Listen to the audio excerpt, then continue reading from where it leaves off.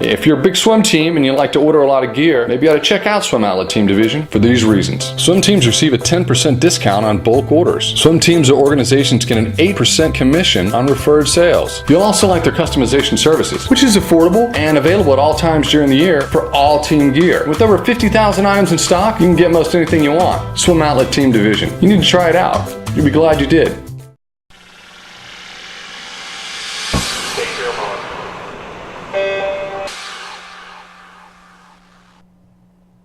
Welcome to the Morning Swim Show on Wednesday, September 10th, 2014. I'm your host, Jeff Cummings. Joining me today on the show in the Finis Monitor will be Todd Schmitz. You may know him best as Missy Franklin's coach with the Colorado Stars, and he's been in high demand recently, traveling the world as a coach for USA Swimming and offering up his knowledge to his fellow coaches as well. And let's bring in Todd now via Skype from Colorado. Hey Todd, it's great to see you. How are you? Morning, Jeff. How you doing? I'm doing all right. Haven't talked to you in a while. How have things been? You know what? They've been really good. Like you said, I got the call from USA Swimming to ask if I would take our 8 athletes and help them out over in Doha and Dubai. And it happened to work out that, we're on break right now. So I did that for 10 days, came back for a couple days, and then went to Acapulco, Mexico, and spoke at their international swimming coaches swimming conference, and had a great time doing that. And we get back in the water on Monday, so I'm looking forward to that. What a rough life you have to be able to travel to the Middle East and to Mexico. I mean, this is just a really good time for you. I mean, to be able to do all those kinds of things. You know what, it really is, and I tell everybody, the train's going by, and about 5 years ago I made a decision that I wanted to jump on it and ride it as far as I could, and the train's still going for me, and I love that USA Swimming has the confidence and faith that this is the third kind of time that I've been to the World Cups representing the United States as a coach, and those things don't happen if I'm not doing a good job on a daily basis at my practices at Colorado Stars, so that I continue to be prominent and people want to listen to what I have to say. Well, you're 35 years old right now, correct? Yep. And you said, 5 years ago the train was going by and you wanted to get on it, but I mean, if when you said you wanted to get on this train, as it were, did you think that you'd be where you are at the level you are right now? No. You know what, and truly, even post 2012 London Olympics, the train has still gone full speed, and it has been pretty crazy. This last year I wasn't Missy's day-to-day coach. We still stayed in contact all the time.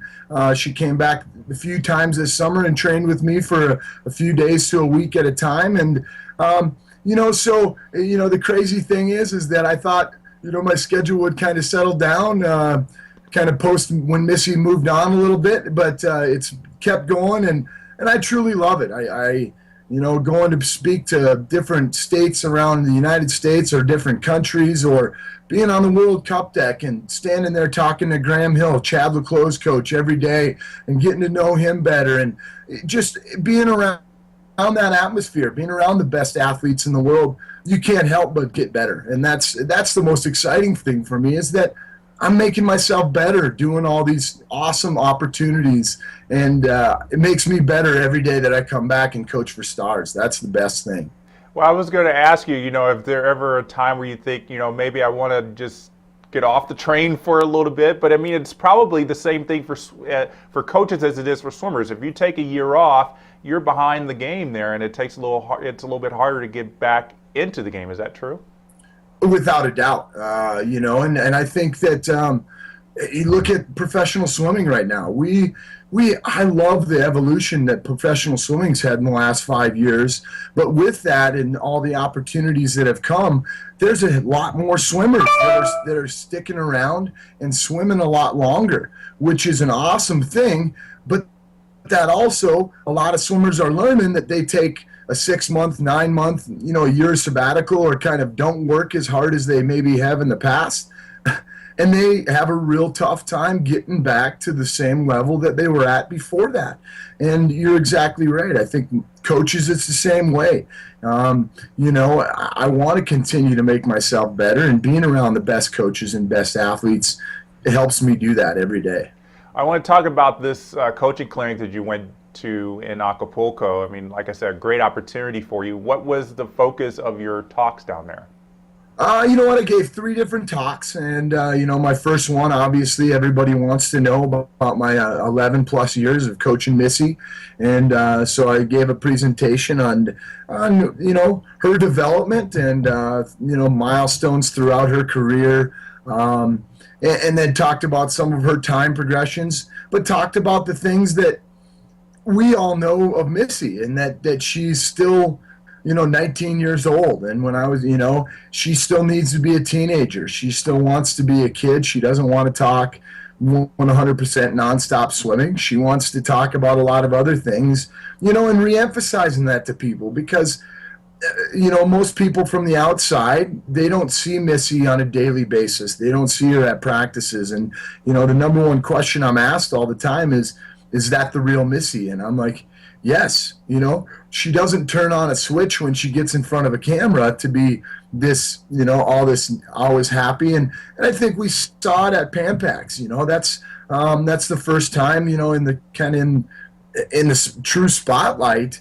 I'm at my dad's lake cabin, and all of a sudden, it's breaking news that somebody has a video of Missy, having a back spasm. And I think that's cool, but making sure that people understand that Missy doesn't do everything perfect, and she can get better. And so a lot of people don't see that from the outside. The second talk was how the Colorado Stars are structured, and how each one of our groups at the different levels, how much they practice, what the focus is.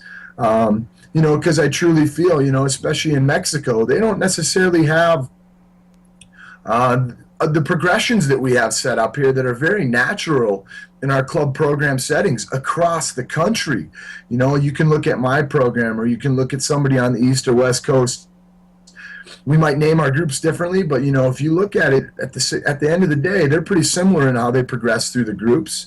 And just talking about that. And then the last talk is I just gave a bunch of examples of workouts, and from our 10 and under group that Karen Hammond coaches, and our black group, which is our top age group, all the way up to our high performance, and giving them different examples of workouts and sets, and reiterating that, I'm not too proud to take a good set from a great coach. And, I use sets from Eddie Reese and Dave Salo and coaches, Bob Bowman, coaches from all over the world.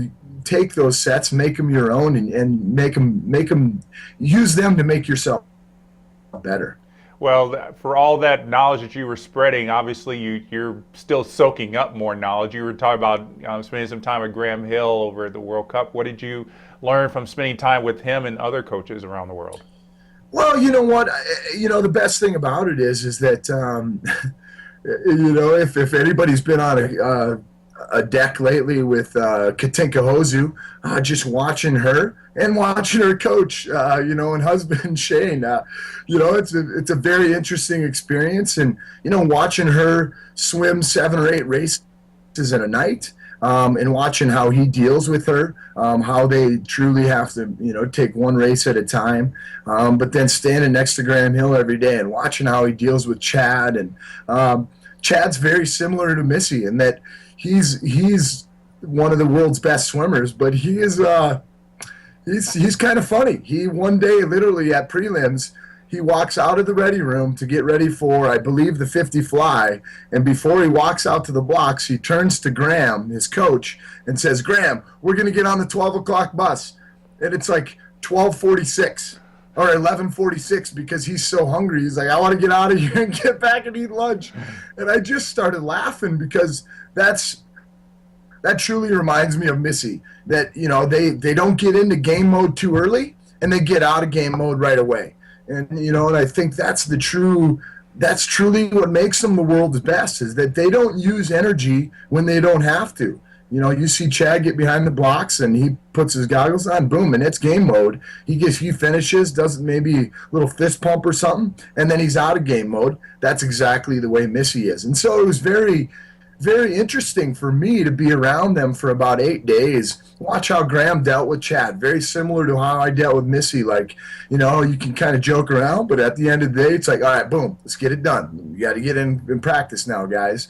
And watching how Chad acted. And I just noticed a lot of similarities. And that made me really think as like a psychologist would look at, well, there's probably something to be said with that Graham and I have the same relationship with our elite athletes. There's probably some good things that other people could look at and say, oh, look at how they deal with them, and look at how they kind of roll with the punches and things like that. That was really cool for me to be around. Yeah, that's really interesting. You're talking about that game mode that Missy gets in. I mean, I see it all the time, and she's dancing, and then all of a sudden they blow the whistle, and then that face changes almost like in a split second. I mean, is that something you teach, or is that something that's talented and built in already?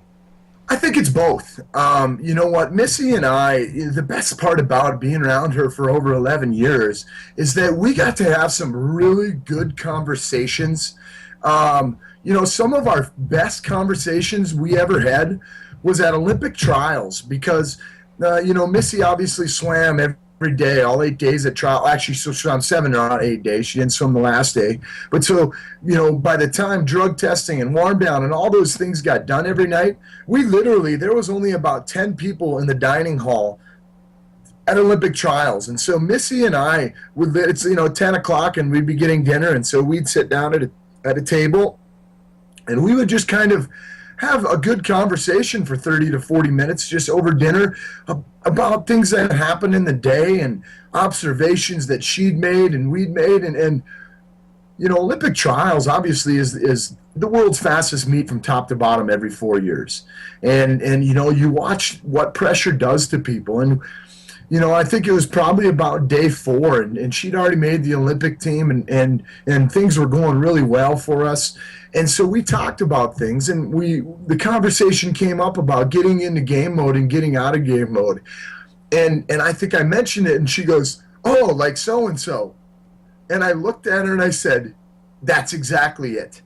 Like what I said, I just said, yeah, look at the people that they're already in the ready room and they're 4 minutes from marching out and about 6 minutes from swimming, and their heart rate is already 200 and they're already using energy before they even get to the pool. And she's like, yes, I see that all the time this week. And for her to be able to, observe that and truly learn that, I think that she already had the skill, but then I think she could hone it in even better and be like, okay, no matter what level I get to now, I need to remember this, that I don't want to get into game mode too soon because I know I can get into it and get out of it and get the job done and not use energy where I don't have to. And especially when you swim a schedule like Missy's at World Championships or the Olympics, when she wants to swim seven races, including relays, that's very important. Michael Phelps is the same way. You got to get into game mode just at the right time and get out of it right away. Yeah, that's definitely crucial. Otherwise, you burn yourself out by the third day. Exactly, and there's athletes out there that do that, and it's like, okay, they got to kind of try and learn that skill. Yeah, no kidding. Something else that obviously with the back spasms that Missy had at Pan Pacs, kind of probably showed the world a little bit different side of her, and probably she learned a little bit more about herself, I think, because it was really kind of one of probably her first meet where things weren't going on that right path, even from the first race. I mean, obviously she had that setback and she had to kind of understand that maybe she had to kind of handle things differently. I think part of the surprise for me was that she actually swam every race that she was supposed to swim. I mean, everybody was talking about, oh, she'll skip maybe the 200 free, or she'll skip the 100 back, or this or that. I mean, were you surprised that she swam everything in Australia? And obviously I was not there, and then I had some communication with Missy right when it happened, and I had a lot of communication with her mom, and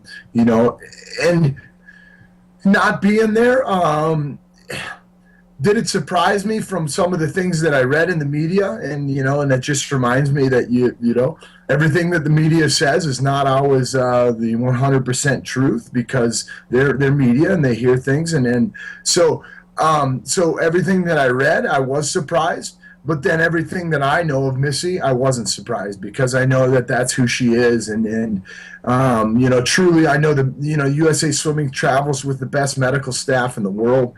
And I truly feel that they definitely evaluated her and knew they determined that, hey, this is what it is, and you're not going to cause any further damage. It's probably going to be a little painful. You're going to be sore, but we don't think it's going to cause further damage. I think that's the number one thing that everybody's concerned about, is that in the grand scheme of things, is Pan Pac's the most important meet in the world? No. So at the end of the day, you got to remember World Championships and the Olympics are less than 2 years away, which is crazy to say. But if you look at those things, and I think that's where I wasn't surprised, because I know who Missy is.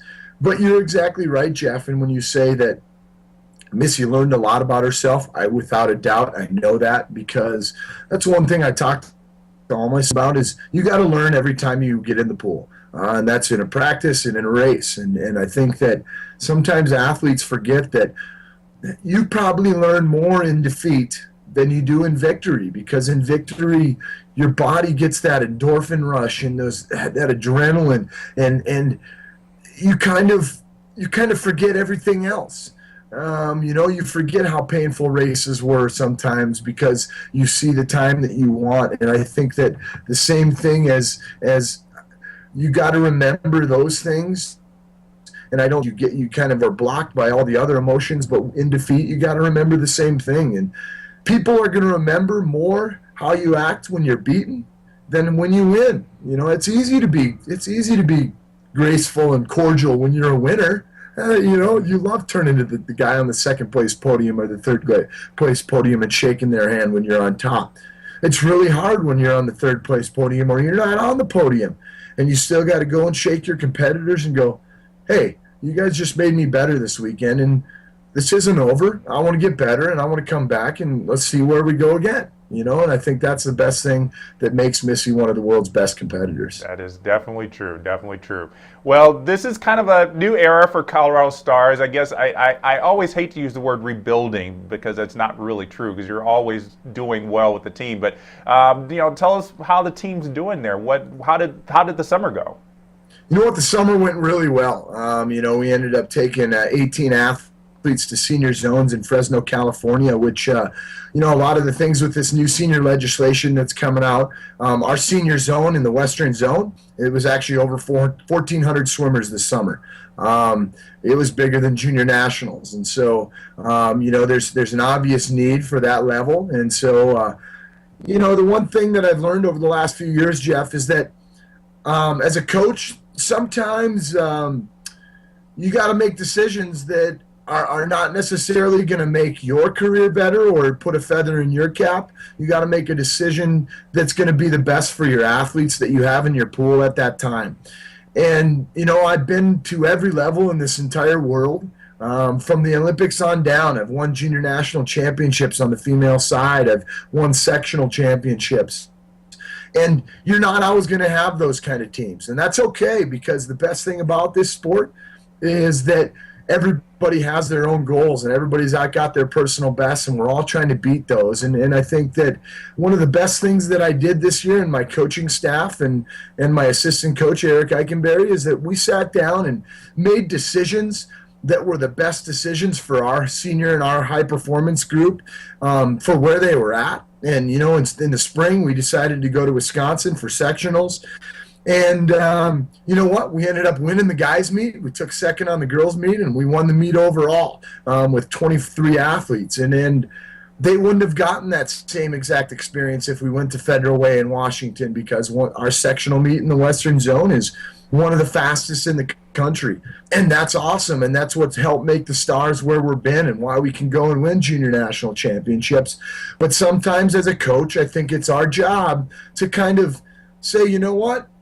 Can I take one kid to junior nationals or two kids to junior nationals? Heck yeah. And that's, hey, yeah, I've been to junior nationals 7 years in a row, whatever it may be.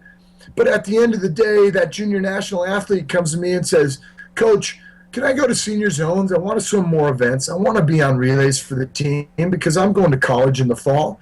And as a coach, I think you're naive not to listen to that, because that's obviously what's in the athlete's heart, and it's a good lesson for even the head coach and Todd Schmitz, that sometimes you just need to say, yep, you know what, this is the better meet for our kids, and we're going to go there and we're going to go into it 100%. And I think that's one thing that was reemphasized to me all year long, and that's a pretty cool thing, because it really reinvigorates me, and truly I know that at some point I'll get a good group of kids through that happen to be firing on the same cylinders like I did, with multiple Division I athletes, that having a group of kids come through your group at the same time like that is it doesn't happen. And even you look at programs that have 1,000 kids in their pool, they don't necessarily automatically go and win junior nationals. And so for a program of roughly 200 athletes in Denver, Colorado, or Aurora, Colorado, to have that group, I know I was extremely fortunate,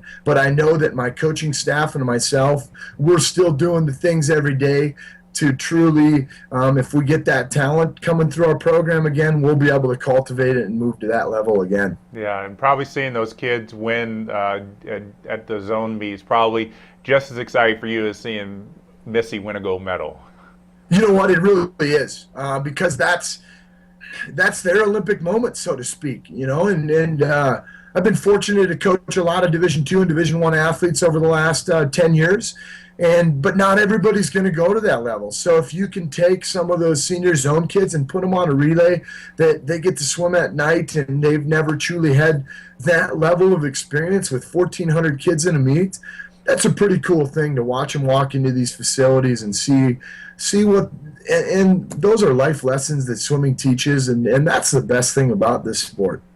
Absolutely, absolutely.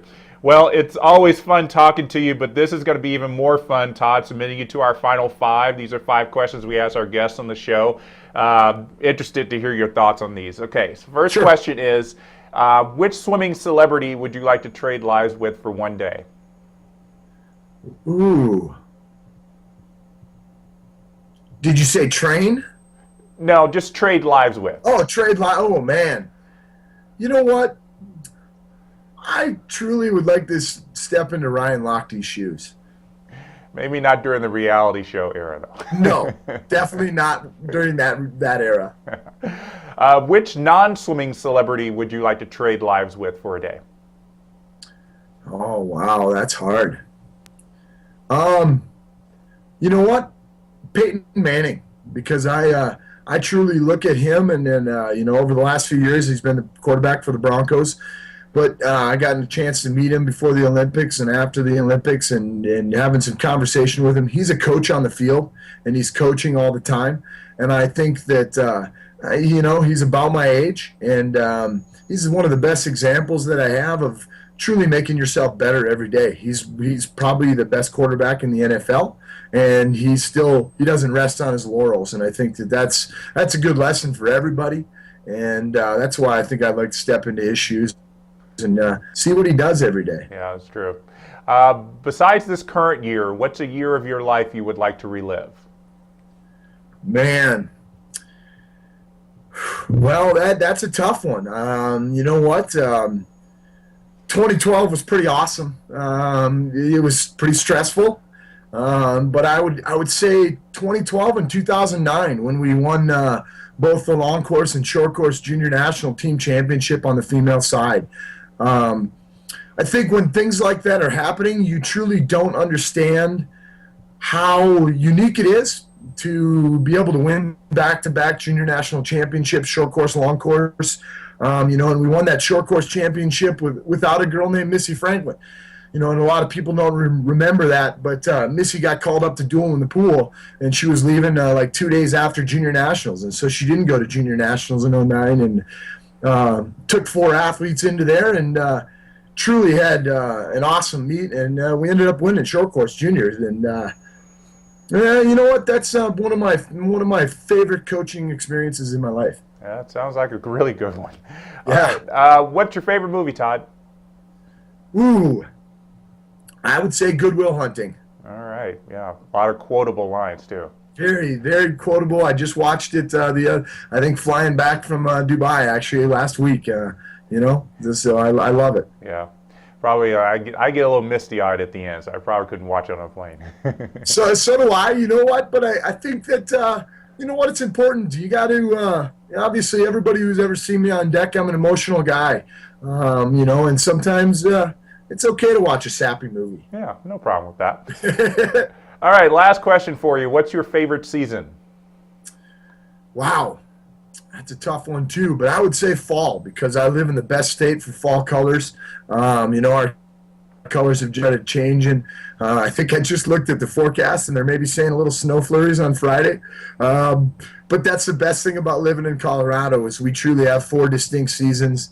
So I think fall because it reminds me of change and you always need to be evolving. And I think that's what nature reminds you is that you always kind of got to be moving forward. Yeah, definitely. Well, I hope that impending snowfall doesn't cancel practice. That would be... It won't be that bad. Yeah, I think it probably has to come up to your nose for you to cancel practice.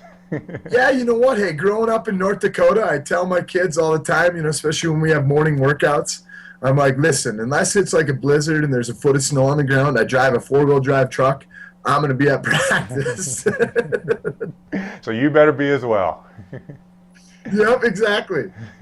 Well, Todd, it's always great talking to you, great catching up with you, and looking forward to seeing you on deck soon. I'm sure a lot of people are been missing you on deck at Nationals. Looking forward to seeing you back there real soon. Thanks, Jeff. I really appreciate it, and you have a great week. You too.